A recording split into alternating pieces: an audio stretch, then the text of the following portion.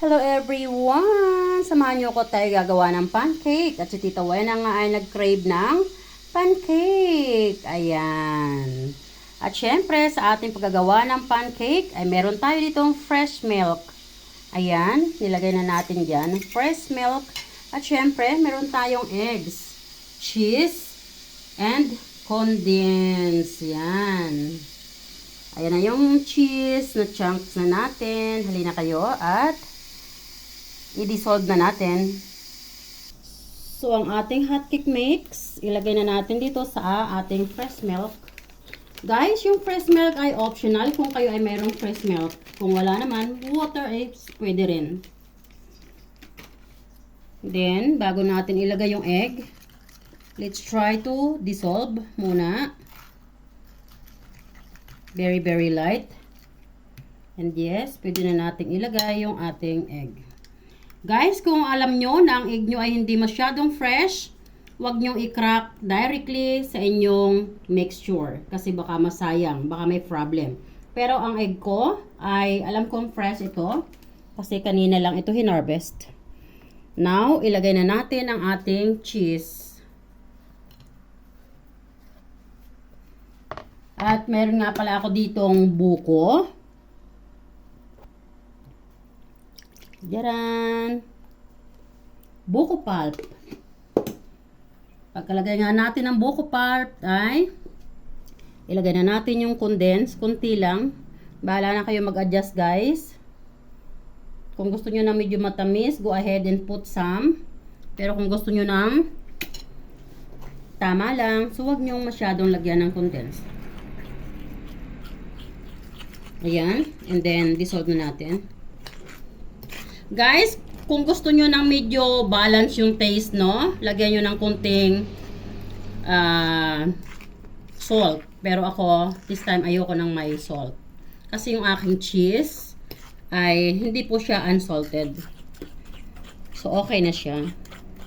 Ayan. So, haluin lang natin. At habang ginagawa ko nga ito ay naka-ready na yung aking frying pan na may butter.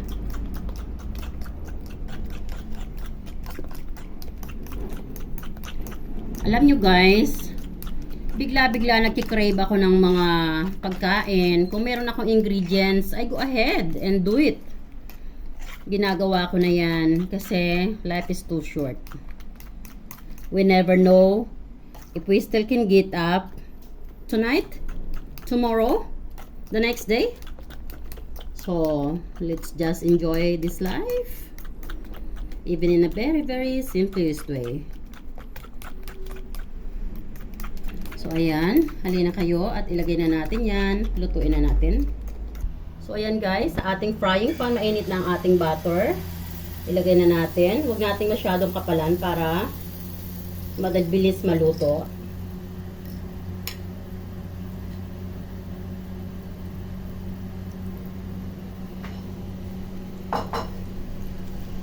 Ayan. Nasa very low heat lang tayo mga guys.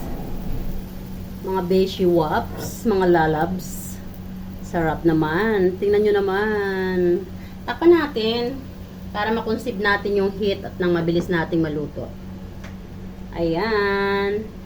And then, bubuksan natin yan after 1 minute. So, ayan guys, yung ating pancake. Let's try to heat up. Hindi na ba sasabog? Parang magkakalat, no? Gusto ko na siyang kainin, kaya I'm in a hurry. Huwag kang madudurog. Daran! O, diba? Galing! At tatakpan ulit natin para mabilis, para makain na natin yan. Daran! And yes! Ready na to! Daran! Ayan! Isasalang lang natin yung pangalawang salang. Daran! Luto na ang pangalawa. Flip up na natin. Ooh, ganda ng pagkaluto. In fairness. Few seconds. Pwede na yan. Ayan, pwede na yan. Let's go. Let's off the fire. And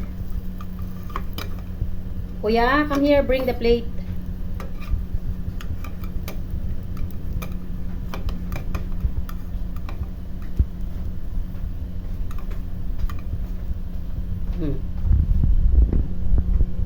Turun. Oh, diba?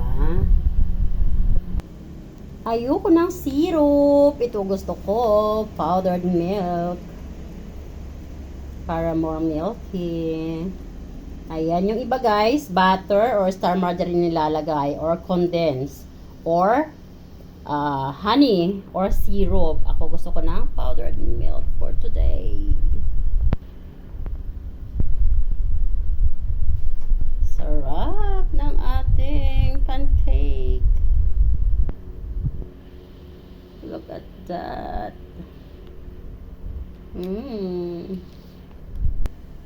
At ang ipapartner nga natin dyan ay milk.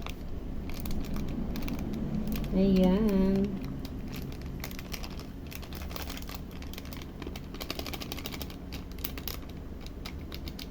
Naubusan na ako ng Calci Gold. Calci Gold talaga, no? We are in this age. O, diba? Cannot escape. Ayan. Yay! And taran!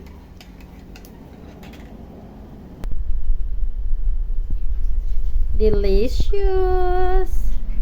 O, diba?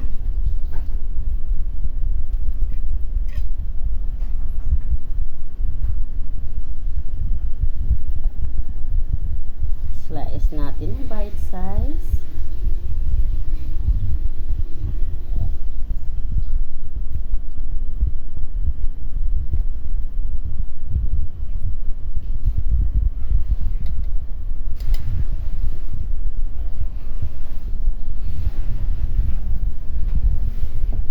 Sarap.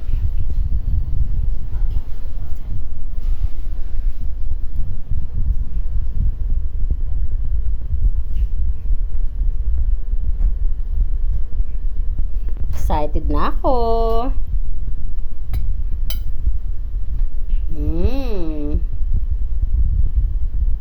Ganda ng texture ng ating pancake. Look at that. Wow. Yummy. Kain tayo.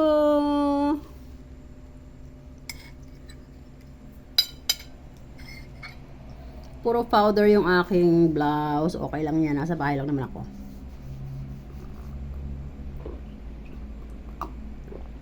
Alam nyo guys, may mga panahon na hindi ko alam kung ano yung kakainin ko, pero kailangan kong kumain. Alam nyo na.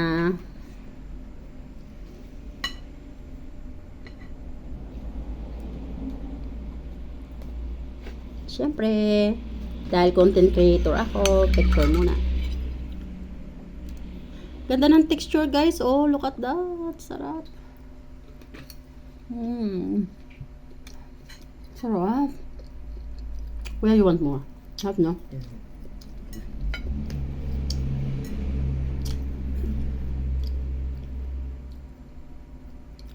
Ganda ng pagkaluto guys. Super yung texture niya. And then the taste. Very fluffy. And yung buko, di ba? Sarap.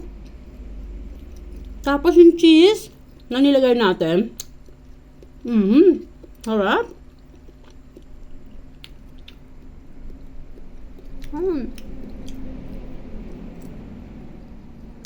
Kahapon ko pa ito kinikrave.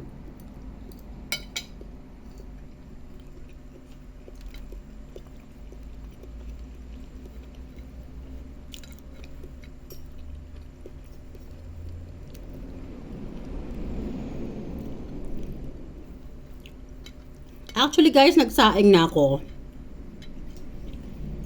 Pero parang yung appetite ko hindi sa shirataki rice ko. parang iba yung hinahanap ng appetite ko. So, good thing na mayroon akong stock na mga ganito. Kuya.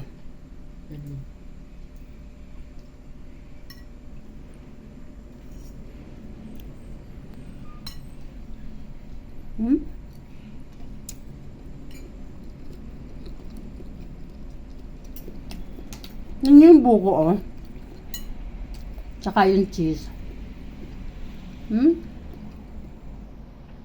Baka may makakapansin sa aking pimple sa gitna ng aking forehead. Pimples yan. Pero marks na lang siya.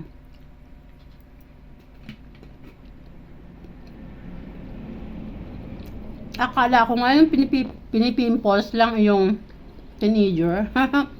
Yung ibig sabihin, oy, teenager na ako.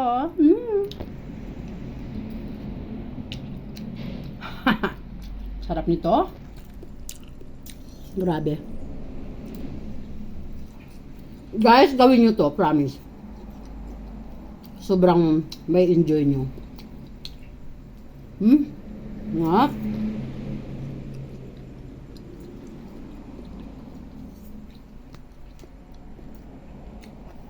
And yung cheese na ginamit natin, sobrang ganda ng combination sa kanya. Sobrang sarap. Lalong nag-enhance ng lasa.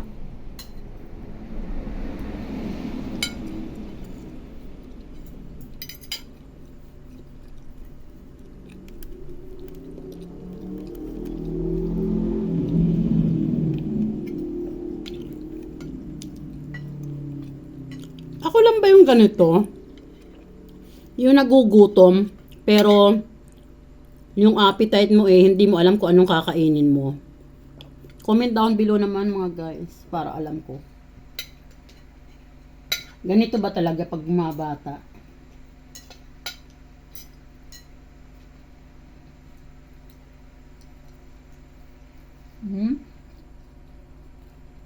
Yummy.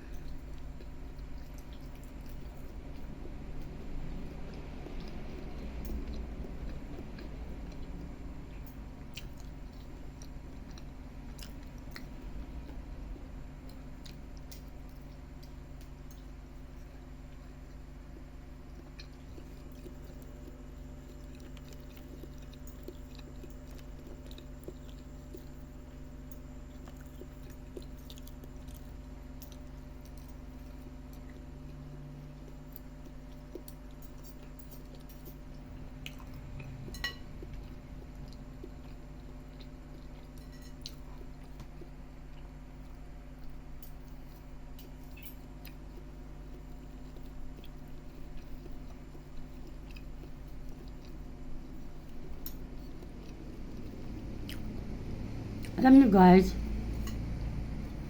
kaya lagi ako may mga stock na ingredients. Kasi may mga pagkakataon talagang ganito. Yung nagugutom ako pero hindi ko alam kung anong kakainin ko.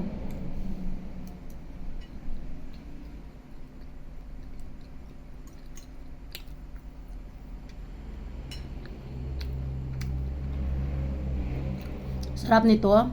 Fulfilled my craving. Thanks for watching guys. I love you all. God bless.